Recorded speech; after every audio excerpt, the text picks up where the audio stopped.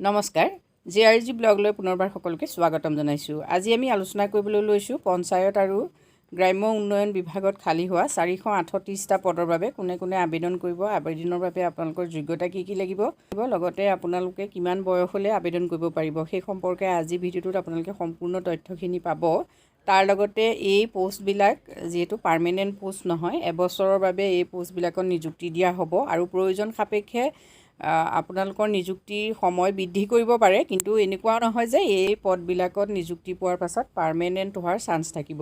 এই 438টা পদৰে ব্লক কোঅৰ্ডিনেটৰৰ বাবে 219টা পদ খালী হৈছে আৰু এই 219টা পদৰ বাবে আপোনালোকে যিকোনো ষ্ট্ৰীমৰ পৰা গ্ৰেজুৱেশ্যন যদি লাভ কৰিছে তেতিয়াই আবেদন কৰিব পাৰিব। আৰু এক্সপিৰিয়েঞ্চ যিহেতু ইয়াত বিচাৰিছে, এক্সপিৰিয়েঞ্চটো বিশেষকৈ ট্ৰেইনিং মানে আপুনি 2 বছৰীয়া আপোনাৰ প্ৰশিক্ষণ থাকিব লাগিব বা টিচিং এক্সপিৰিয়েঞ্চ আপোনাৰ থাকিলেও হ'ব। সেই টিচিং এক্সপিৰিয়েঞ্চ বা ট্ৰেইনিং আপোনাৰ চৰকাৰী অনুষ্ঠানতো হ'ব পাৰে বা প্ৰাইভেটৰো হ'ব পাৰে, মাত্ৰ 2টা বছৰৰ আপোনাৰ ট্ৰেইনিং বা টিচিং এক্সপিৰিয়েঞ্চ লাগিব। নেক্সট আহিলে মান্থলি ৰেমুনাৰেশ্যন 22,000 টকা মন কৰিব, এইটো ফিক্সড হয় আৰু এজ আপোনালোকৰ 40 বছৰৰ ভিতৰত হ'লে আপোনালোকে এই পদবোৰৰ বাবে আবেদন কৰিব পাৰিব। আৰু এনগেজমেণ্ট ষ্টেটাছটো আপোনালোকে চাওক, ইতিমধ্যে মই কৈছোঁৱেই যে 1 ইয়েৰৰ বাবে ইয়াত এনগেজ কৰা হ'ব। প্ৰয়োজন সাপেক্ষে আপোনালোকৰ 1 ইয়েৰতকৈ বঢ়াব পাৰে, কিন্তু ৰেগুলাৰাইজেশ্যনৰ কোনো ইয়াত চান্স নাথাকিব। যিসকল চিলেক্ট হ'ব তেওঁলোকে অসমৰ যিকোনো ব্লকত কাম কৰিবলগীয়া হ'ব পাৰে।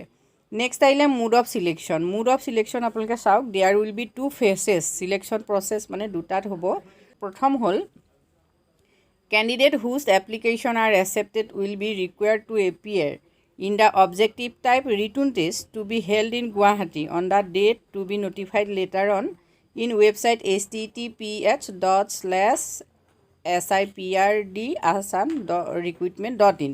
ইতিমধ্যে আপোনালোকে এপ্লাই কৰাৰ পাছত যিসকলৰ এপ্লিকেশ্যন গ্ৰহণ কৰা হ'ব তেখেতসকলে অবজেক্টিভ টাইপৰ ৰিটন টেষ্ট দিব লাগিব আৰু এই টেষ্টটো হ'ব গুৱাহাটীত। এই সম্পৰ্কত SIPNRDৰ ৱেবছাইটত আপোনালোকক পিছত জনোৱা হ'ব। এতিয়া syllabus of the objective type written টেষ্টৰ বাবে চিলেবাছখন চাই লওক। জেনেৰেল নলেজ থাকিব, জেনেৰেল ইংলিছ থাকিব, কোৱান্টিটেটিভ এপ্টিটিউড থাকিব আৰু নলেজ অফ কম্পিউটাৰৰ থিয়ৰী, এইটো মন কৰিব। নেক্সট আহিলে phase 2, 3 candidates will be shortlisted on the basis of the marks obtained in the written test। অৰ্থাৎ ৰিটন টেষ্টৰ ওপৰত ভিত্তি কৰি পেলাই শ্বৰ্টলিষ্টেড কৰা হ'ব। প্ৰতিটো ভেকেঞ্চিৰ বিপৰীতে 3জনকৈ কেণ্ডিডেটক পাৰ্চনেল ইণ্টাৰভিউৰ বাবে মতা হ'ব আৰু সেই পৰীক্ষাও গুৱাহাটীতেই হ'ব আৰু পাৰ্চনেল ইণ্টাৰভিউত আপোনালোকৰ মাৰ্কছ থাকিব 20। নেক্সট আছিলে ব্লক MIS এছিষ্টেণ্ট কাম একাউণ্টেণ্ট। এই এছিষ্টেণ্ট কাম একাউণ্টেণ্ট পদৰো সংখ্যা হ'ল 219টা।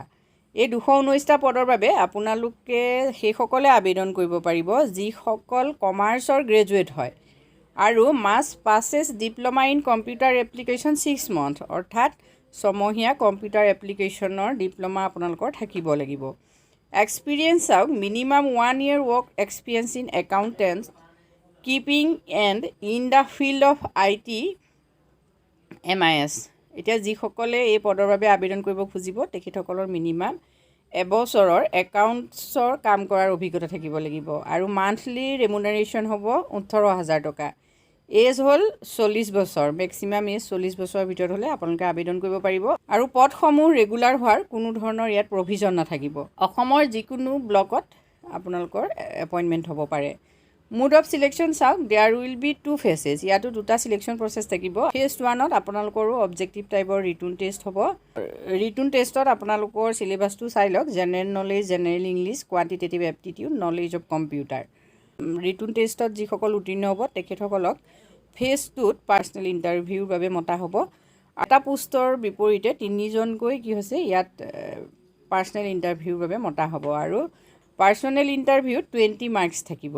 এতিয়া আপোনালোকে কেনেকৈ এপ্লাই কৰিব, যিহেতু candidates R required two apply in prescribe from through online mode only.